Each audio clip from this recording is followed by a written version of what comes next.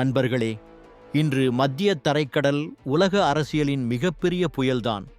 பல நூற்றாண்டுகளாக வர்த்தகத்தின் இதயமாக இருந்த இந்த நீலக்கடல் இப்போது பெரிய வல்லரசுகளின் மோதலின் மையமாக மாறியுள்ளது.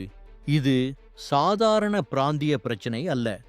இது 3 கண்டங்களை இணைக்கும் முக்கியமான கடல் பாதை. ஆயிரக்கணக்கான கப்பல்கள் தினமும் இங்கே செல்கின்றன. உலக வர்த்தகத்தின் மிகப்பெரிய பகுதி இந்த கடல் வழியே பயணிக்கிறது. ஆனால் இன்று இந்த ஜெல்ஃப்ட கடல் இருண்ட மேகத்தால் மூடப்பட்டிருக்கிறது. காரணம், இந்தியா, துருக்கி மற்றும் நேட்டோ அமைப்புக்குள் வெடித்துள்ள பெரிய பிளவு. சில வாரங்களுக்கு முன்பு வரை இந்த விவகாரம் இந்தியா மற்றும் துருக்கி இடையிலான எளிய கடல் இராணுவ போட்டி போலவே தெரிந்தது. ஆனால் துருக்கியின் பேச்சு, நடவடிக்கை, அச்சுறுத்தல் எல்லாம் ஒரு பெரிய புயலுக்கான முன்னோட்டமாக இருந்தது. துருக்கி பலமுறை மத்திய தரைக்கடல் எங்கள் செல்வாக்கு பகுதி, இந்தியாவுக்கு இங்கே இடமில்லை என்று கடுமையான எச்சரிக்கைகள் கொடுத்தது. இந்திய கடற்படை பயிற்சிகளில் இடையூறு செய்ய முயற்சித்தது. இந்தியாவின் கடல் கண்காணிப்பு நடவடிக்கைகளை விமர்சித்தது. துருக்கியின் உண்மையான அச்சம் வேறு.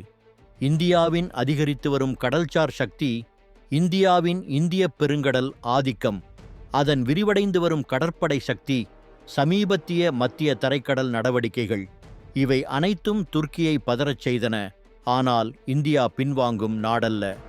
துருக்கியின் அச்சுறுத்தல்களை பொருட்படுத்தாமல் இந்தியா 4 மிக மாடர்ன் போர்க்கப்பல்களை நேரடியாக அந்த பிராந்தியத்திற்குள் அனுப்பியது. அங்குதான் விளையாட்டு முழுவதும் மாறியது. அடுத்தம் 24 மணி நேரத்தில் நடந்தது. உலகம் முழுவதும் அதிர்வை ஏற்படுத்தியது. துருக்கி தன்னால் தனியாக இந்த நிலைமையை சமாளிக்க முடியாது என்பதை உணர்ந்ததும் அது நேட்டோவின் கதவை தட்டியது. துருக்கி நேட்டோ உறுப்பினராக இருப்பதால் உதவி கோரிக்கையை நேட்டோ உடனே ஏற்றுக்கொண்டது. சில மணி நேரங்களுக்குள் 100க்கும் மேற்பட்ட போர்க்கப்பல்கள், 20,000த்திற்கும் அதிகமான இராணுவத்தினர், ஸ்கேனிங் சிஸ்டம்ஸ், சர்வேலன்ஸ் ட்ரோன்ஸ் எல்லாம் மத்திய தரைக்கடல் நோக்கி நகர்ந்தன. தொடக்கத்தில் நேட்டோ கூறியது, நாங்கள் பிராந்திய ஸ்திரத்தன்மைக்காக வந்திருக்கிறோம். ஆனால் உலகத்தின் கண்களுக்கு அது எவ்வளவு உண்மை என்பது சில நாட்களிலேயே தெளிவாகிவிட்டது. நேட்டோ 2 மிக முக்கியமான கடல் வாயில்களை கட்டுப்பாட்டுக்குள் கொண்டது: ஜிப்ரால்டர் நீரிணை மற்றும் சூயஸ் கால்வாய். இந்த 2 இடங்களையும் கைப்பற்றினால் மத்திய தரைக்கடலின் நுழைவு, வெளியேறுதல், வர்த்தகம் அனைத்தையும் ஒரே கட்டளையால் நிர்வகிக்க முடியும். இந்த ஒரு நடவடிக்கையால் நேட்டோ உண்மையில் முழு கடலை தன் கட்டுப்பாட்டுக்குள் கொண்டு வந்தது. இதில் முக்கியமானது, நேட்டோ என்ற பெயரில் நடந்தாலும் இந்த நடவடிக்கையின் பின்னால் இயங்கும் உண்மையான சக்தி அமெரிக்காதான். அமெரிக்கா கடந்த சில வாரங்களில் நேட்டோ நாடுகளின் மீது மிகப்பெரிய அழுத்தம் கொடுத்து தன் திட்டத்தை ஏற்க வைத்தது.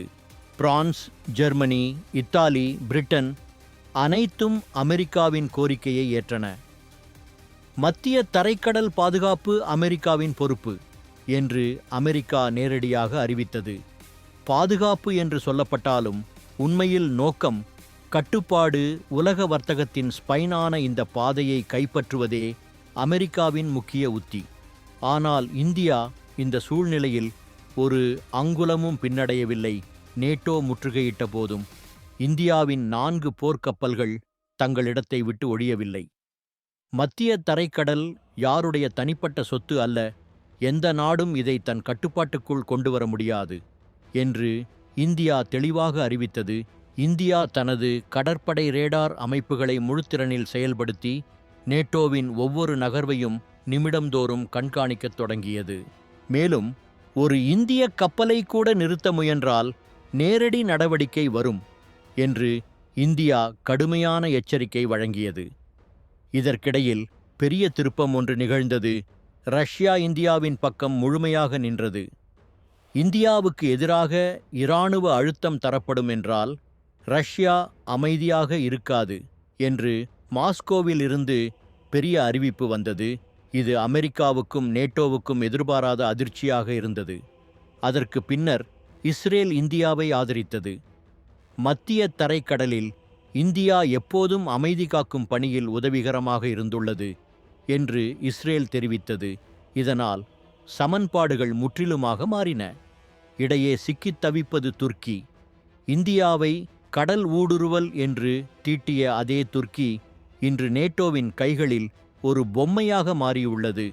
துருக்கி கட்டிக்கொண்டிருந்த முக்கிய கடற்படை தளம் நேட்டோவின் கட்டுப்பாட்டில் சென்றுவிட்டது. இதை எதிர்க்க துருக்கி முயன்றாலும் நேட்டோ அதனை சர்வதேச பாதுகாப்பு மண்டலம் என்று அறிவித்துவிட்டது. இதன் அர்த்தம் என்ன தெரியுமா? துருக்கியின் சொந்த இராணுவமே தன் சொந்த துறையில் நுழைய அனுமதி பெற வேண்டிய சூழ்நிலை. இந்த சூழ்நிலையில் இந்தியா ஐக்கிய நாடுகள் பொதுச்சபையில் இந்த விவகாரத்தை நேரடியாக எடுத்துச் சென்றது. மத்திய தரைக்கடல் உலக வர்த்தகத்தின் பொதுவான பாதை. எந்த நாடும் அதை தனிப்பட்ட முறையில் நிர்வகிக்க முடியாது என்ற இந்தியாவின் கடுமையான நிலைப்பாட்டுக்கு ஜெர்மனி, ஜப்பான், ஆஸ்திரேலியா மற்றும் பல ஐரோப்பிய நாடுகள் ஆதரவு தெரிவித்தன. இப்போது நிலைமை மிக அதிக பதட்டத்தை எட்டியுள்ளது. நேட்டோவின் போர்க்கப்பல்கள் கடலின் மையத்தில் சுவர் போல நிற்கின்றன. இந்தியாவின் கப்பல்கள் அசையாமல் தங்களிடத்தில் நிலை பெற்று உள்ளன. துருக்கி எந்த தரப்பிலும் வலுவாக இல்லை. ரஷ்யாவின் எச்சரிக்கைகள் அமெரிக்காவை ஓரளவு பின்வாங்க வைத்திருக்கிறது. ஆனால் இன்னும் இந்த விவகாரம் முடிவுக்கு வரவில்லை. இது ஒரு அமைதியான கடல் தகராறு அல்ல. இது உலகளாவிய அதிகார சமநிலையை மாற்றக்கூடிய மிகப்பெரிய மோதலின் தொடக்கம். நண்பர்களே, இன்று நாம் பார்க்கும் இந்த மத்திய தரைக்கடல் பிரச்சினை ஒரு சிறிய கடல் மோதல் இல்லை. இது மாற்றம் அடையும் உலகத்தின் பிரதிபலிப்பு. பெரிய நாடுகள் பாதுகாப்பு என்ற பெயரில் வளங்களை கைப்பற்ற தயாராக இருக்கும் ஒரு புதிய உலக அரசியல். ஆனால் இந்தியா யாருக்கும் முன் தலைகுனியாத நாடு. எப்போதும் அமைதியாக, ஆனால் எப்போதும் தயார். உலகம் சமநிலையை இழக்காமல் இருக்க முடியும். ஒரே நாடு எது என்றால் அது இந்தியாதான். இந்த பிரச்சனை எங்கு முடியும்? யார் வெற்றி பெறுவர்? உலகம் எந்த ரீதியில் மாறும்? அடுத்த சில நாட்களே பதில் சொல்லும். உங்கள் கருத்து என்ன நண்பர்களே? இந்தியா நேட்டோ போன்ற பெரிய அமைப்பை நேராக எதிர்கொள்ள முடியும் என்று நீங்கள் நம்புகிறீர்களா? கருத்துக்களில் சொல்லுங்கள். வீடியோ பிடித்திருந்தால் லைக் பண்ணுங்கள். சேனலை சப்ஸ்கிரைப் பண்ணி பெல் ஐகான் ஆன்லைன் செய்ய மறக்காதீர்கள். ஜெய் ஹிந்த்.